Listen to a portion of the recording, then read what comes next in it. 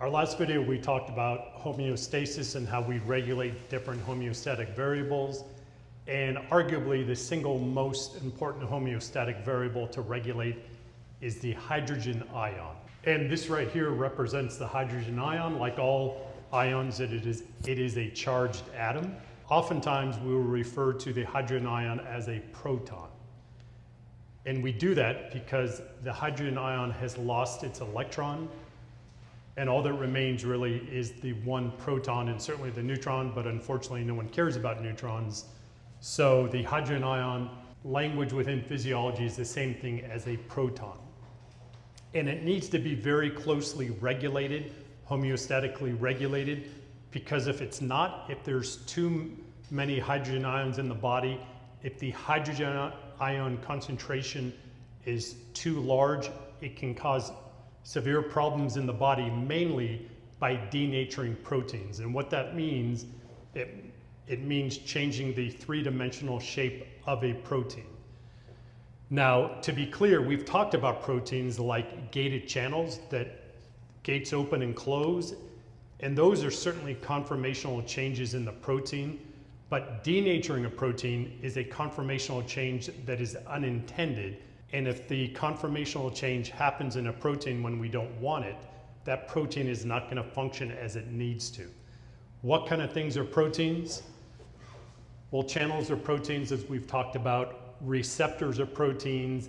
Enzymes are proteins. Antibodies, which are a major part of our immune system, are composed of proteins. Ligands, a lot of our signaling molecules are composed of proteins. And hemoglobin, which is not a category, but it's a specific molecule found in our red blood cells that is responsible for transporting oxygen. So many things in our body are composed of proteins. So if we are not regulating pH, it can cause severe problems in our body. Now, this is the pH scale right here, and this is how we reflect the concentration of the hydrogen ion in the body. The scale is from 0 to 14. The middle, which is 7, is neutral. Anything between 0 and 7 is acidic. Anything between 7 and 14 is what we refer to as alkaline or basic. Now it gets a little bit confusing because the lower the number, the higher the hydrogen ion concentration is. For example, a pH of 3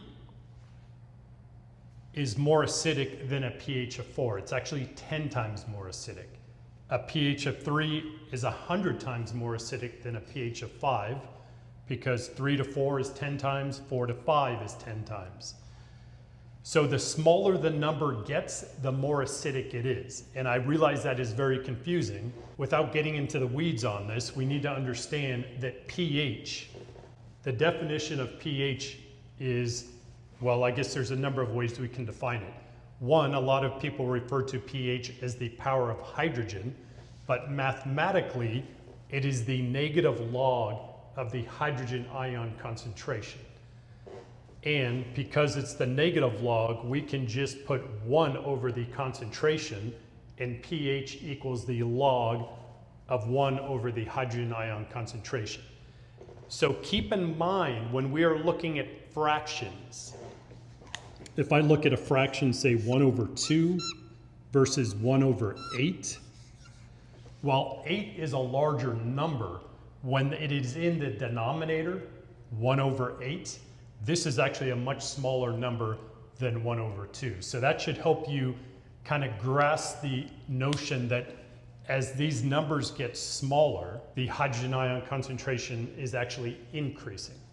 As the number gets larger, the hydrogen ion concentration is decreasing. So just an idea on pHs of different regions of the body. The pH of our extracellular fluid, which includes the blood plasma and the interstitial fluid, and we've talked about this previously when we were talking about homeostasis. The pH of our extracellular fluid is roughly 7.38 to 7.42. Once again, this is the acceptable range that we want pH to be in. It doesn't have to be directly 7.4. But 7.38 to 7.42 is slightly basic or slightly alkaline. It's just to the right of 7, because 7.38 and 7.42 is somewhere between 7 and 8, and that's somewhat alkaline. Meaning our blood plasma, our interstitial fluid, our extracellular fluid is slightly basic. If we look at the pH of our gastric juices, gastric is referring to the stomach, it is extremely acidic. It's somewhere around the range of 1.4 to 3.5. That is so acidic, if you were to pour gastric juice on your skin, it would burn your skin. And that says a lot because our skin, the pH of our skin is acidic itself, 4.7 to 5.7. Why do we want a low pH in the stomach and the skin? Well, part of it is for immunity because it deters pathogens, microorganisms from invading our body. The gastric pH also helps to break down proteins during digestion, and we'll talk about that when we get to the digestive system. And then if we look at the pH of urine, a lot of people are going to suggest urine is very acidic, but it's highly dependent upon what our body's trying to get rid of. So the renal system, which produces urine, eliminates unneeded things from the body. Sometimes it's eliminating hydrogen ions, sometimes it is not. So the range of urine, or the pH range of urine, is highly variable. It can be acidic, as low as 4.5, or it can be basic, up to 8.5. Okay, so how do we homeostatically regulate body pH? There are 3 ways. The first way are buffers. And one thing I want to be clear about, the hydrogen ion only causes problems when it is free. That is to say, when it is unbound to another molecule. Certainly if we have talked about water, water has two hydrogen atoms that make it up, H2O, but those hydrogens cause no problem because they are bound within a molecule. A buffer is going to grab free hydrogen ions so they don't disrupt our biochemistry, they don't denature proteins. So the phosphate ion, which we see right here, buffers pH by grabbing free hydrogen ions. Hemoglobin, that protein we were talking about earlier that transports oxygen, does the same thing. The phosphate ion and hemoglobin are the main molecular buffers intracellularly. That is to say, within our cells, we have hemoglobin, certainly within red blood cells, and phosphate ions within most of the cells of our body function as buffers to deter or mitigate any changes in pH. The main extracellular buffer in our body is bicarbonate. There is 600,000 times more bicarbonate ions in our blood plasma than hydrogen ions. And that's a huge discrepancy right there. And the reason there's so much hydrogen ions in our blood plasma is to ensure that our blood pH doesn't get below 7.38, doesn't become acidic. Remember, our blood plasma is slightly alkaline.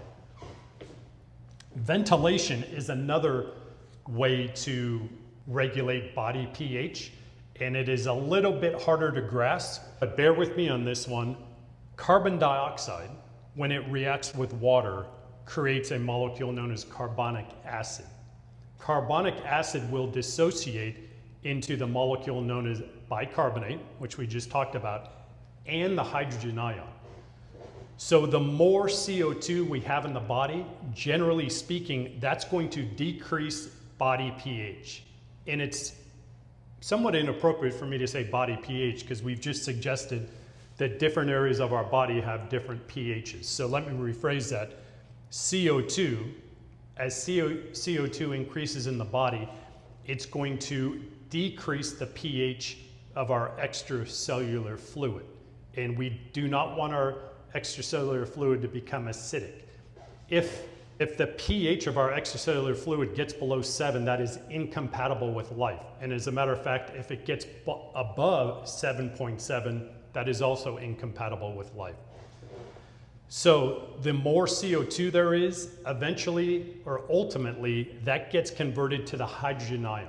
So as CO2 levels increase, that's going to increase the hydrogen ion concentration.